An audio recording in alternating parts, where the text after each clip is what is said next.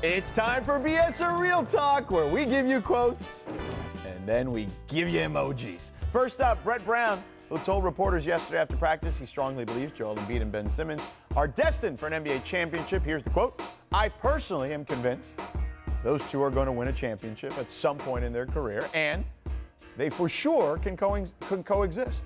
The myth is that they can't. I think that's so abused and not articulated the way I see it."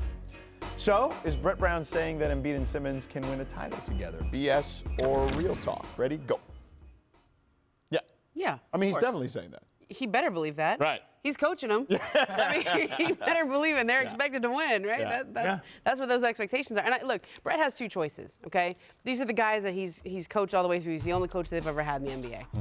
And he's brought these two guys along to this point. The championship expectations are there. That is what the whole process was for, is to get to this stage with two players of this caliber. So either he has to go all in and say, I'm riding with my guys, and if we win, we win together. If we lose, then one of us is probably gone, one or two of us, who knows? Yeah.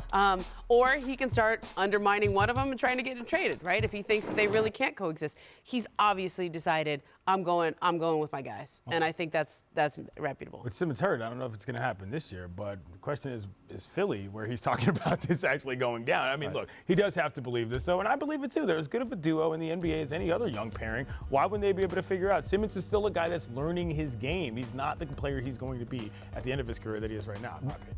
I agree, like both of you, with Brett. My only question is, and I like Brett a lot, I think Brett's a good coach, but is Brett going to be around to see that come to fruition? And that, to me, is the big question. Yeah, I think that's the question this year answers, right? I think the expectations with the signings that they've made with Al Horford, right, and Tobias Harris, the money they've given out to those four guys. It hasn't worked out. Al Horford's situation hasn't worked out. Yeah, no, it hasn't worked so far. So is the question, is it the surrounding pieces around Embiid and Simmons, or is it Embiid or Simmons, or is it Brett Brown? Yeah. This year, I think, tells the tale. The truth usually lies somewhere in the middle, right? Like, that's generally the truth lies with whoever's making the final call. There's that, too.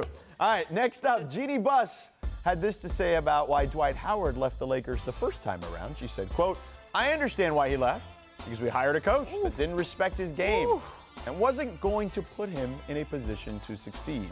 Is Jeanie Buss on Dwight's first Lakers tenure BS or Real Talk? Ready? Go. What? Yeah, go ahead. You go first. I'll tell you why it's BS. Oh, my gosh. Yeah. Okay, first of all, I've heard her say this several times before, just not publicly. Mm-hmm. So the fact that she said this at this Lakers All-Access event is amazing. Let's break this down. The coach they hired was Mike D'Antoni, who coaches the Houston Rockets now and might be a Lakers opponent in the second round. Right. Wow. Okay.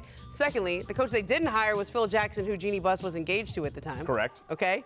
Whoa, let's revisit. And the person making the decision to hire Mike D'Antoni over Phil Jackson was her brother, Jim Buss, who is now no longer with the organization because she fired him.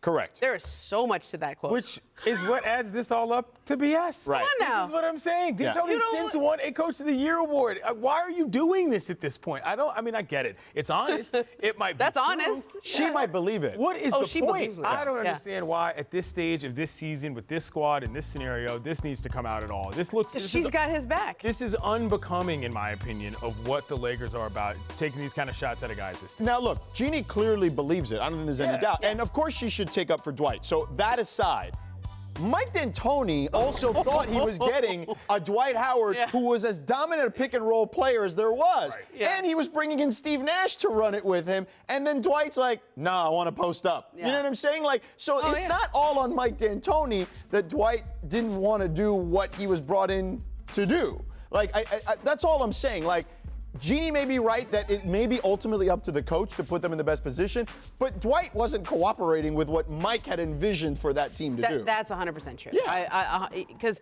they ran the numbers. Like, I remember speaking to Jim Buss on this at the time, and they ran the numbers of, like, what Dwight could do in a pick and roll with Nash. And they said it, and they even ran it with what they did in the pick and roll in the opportunities where he did run it, and it was like off the charts good. It was like better than Nash and Amari Stoudemire. Right. And they would present that to Dwight, and he was like, "No, I want to post up." Yeah. Like, and I think some of that was that Shaq. Shaq. Yeah. He worked with Olajuwon. Yeah. He was at that stage of his career. Plus, the NBA was a different NBA. Yeah, it was. I mean, when Mike D'Antoni came in and looked at Pau Gasol and Dwight Howard, well, I feel like I'm going back in time. No, right I now. know. But he It looked is at a time them, machine. It is. and he looked at them and he said, "Nope, the post player is the least efficient play in the game." Yeah. And by the way, he's proven right. Yeah. Okay. Yeah. But that was a different NBA back Yeah. then. Yeah, so when I say BS, it's not that I'm saying Jeanie is full of BS. I'm just saying that the facts there, it's like revisionist history. It doesn't put any of the onus on Dwight. Oh, I don't think there's any revising. I think she's felt that the entire time. I'm saying in retrospect of how it actually was supposed to play out as opposed to what she believes. You know what I mean? Like, she believes it, and she's right to believe that, but so Mike D'Antoni also thought he was getting something different too. But here's the thing. Yeah. They should have hired Phil Jackson then. 100%. Like, you have two of the best post players in the history of the game. Yeah. Okay? You have two of the best players in the history of the game. Yeah. The game was being played in that fashion at that point. Yeah. So you hire a coach to fit your skill set. Right. Not hire a coach who says, no, actually, we're going to change the way basketball is played. Right. Thanks for watching ESPN on YouTube. For highlights and analysis, check out the ESPN app. And for live streaming and premium content, check out ESPN+.